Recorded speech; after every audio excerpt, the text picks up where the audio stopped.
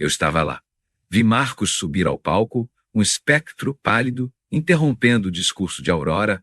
As flores ao redor dela murcharam um suspiro seco, quase inaudível. Então, a voz dele rouca,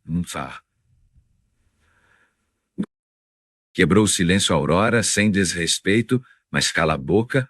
Ok, meu poder é a própria morte, a sala congelou. Pois ele não pedia, mas exigia uma cura. Sua voz tremia, não de medo.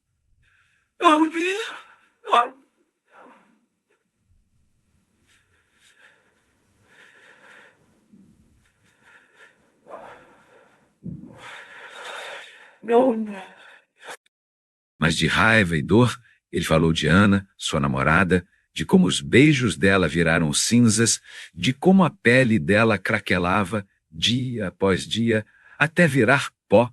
Eu senti o cheiro da podridão.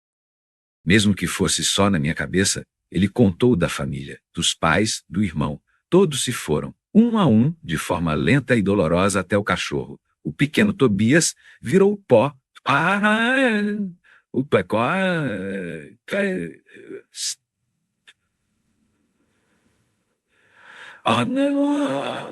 O pequeno Tobias virou pó. Tudo o que ele amava, tudo o que ele tocava, morria. A Aurora falava de dons, de bênçãos. Ele riu, um som seco, sem vida. Isso não é um dom, Aurora, ele rosnou. É a minha praga, Aurora, antes tão confiante, estava em choque. Seus olhos, antes brilhantes, agora refletiam o horror puro. Ela viu a verdade, a maldição, não um poder, mas uma aniquilação. Marcos, a voz dela era um sussurro, quase se quebrou, mas ela se recompôs. A líder, a esperança, vamos encontrar uma cura, ela prometeu, sua voz ainda embargada. Todos os recursos do centro serão mobilizados e uma equipe de pesquisa será lançada imediatamente. Iremos desvendar isso, caçando no submundo da ciência mutante, se for preciso. Eu vi a resolução em seus olhos, mas também um terror novo, um terror que até então ela só havia pregado aos outros, agora era real e estava bem ali na nossa frente. A Lívia, uma mulher de semblante duro e olhos que já viram demais, liderava a equipe. Eles mergulharam em Marcos, não como um paciente, mas como um mistério macabro.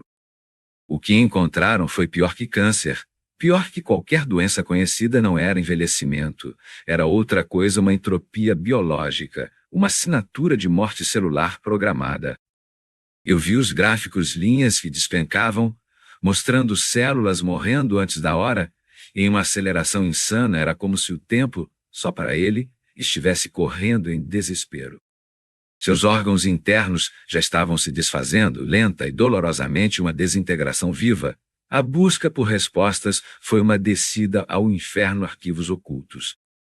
Sussurros de experimentos genéticos fracassados em algum laboratório clandestino no interior de São Paulo. Charlatães, muitos deles, prometendo curas milagrosas em troca de qualquer dinheiro que restasse. O desespero, afinal, é um imã para a mentira, uma terapia experimental de um desses especialistas em Barueri. Quase o matou um soro escuro, prometendo reverter o processo, só acelerou. Marcos convulsionou, o corpo já frágil, quase desistiu ali mesmo. Foi um lembrete brutal, ninguém entendia. Ninguém sabia o que fazer. A ignorância era um abismo e então escalou. Eu senti. A equipe sentiu. A coisa se espalhava, as plantas ao redor da área de contenção de Marcos, antes verdes e viçosas, começaram a murchar. Folhas secas, caídas, como se tivessem envelhecido décadas em dias. Pequenos animais de laboratório, ratos. Coelhos começaram a adoecer sem explicação, seus ciclos de vida brutalmente encurtados. Equipamentos eletrônicos, computadores, monitores, sofriam falhas inexplicáveis, se degradavam. Telas piscavam até a morte. O alcance da ameaça crescia, incontrolável. Não era mais apenas Marcos. Era o ambiente, a própria vida ao seu redor estava sendo sugada. O terror era palpável.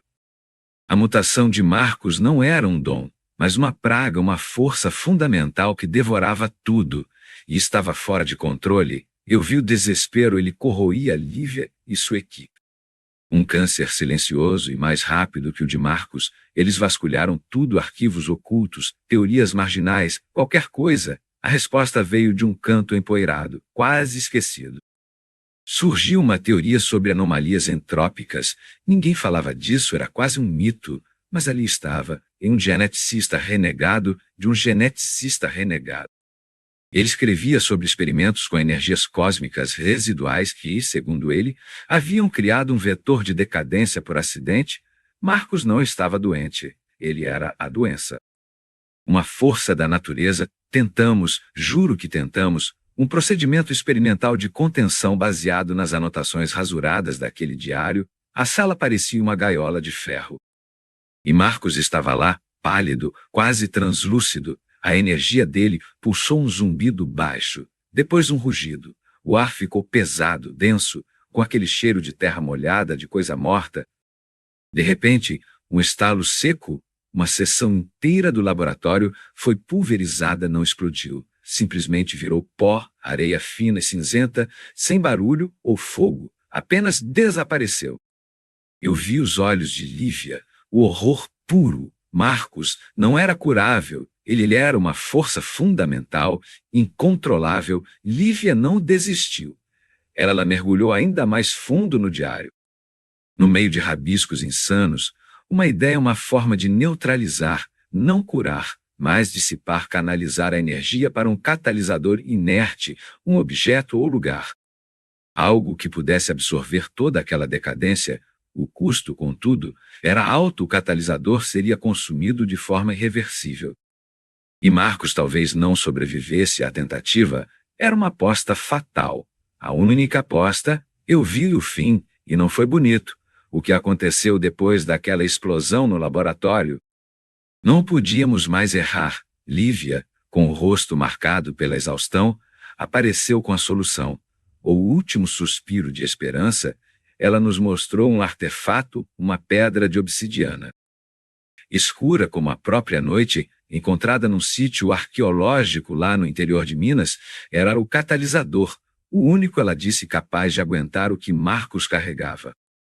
Marcos estava definhando cada dia uma sombra maior sobre ele. Seus olhos, antes cheios de raiva, agora eram apenas cansaço. Ele ouviu Lívia.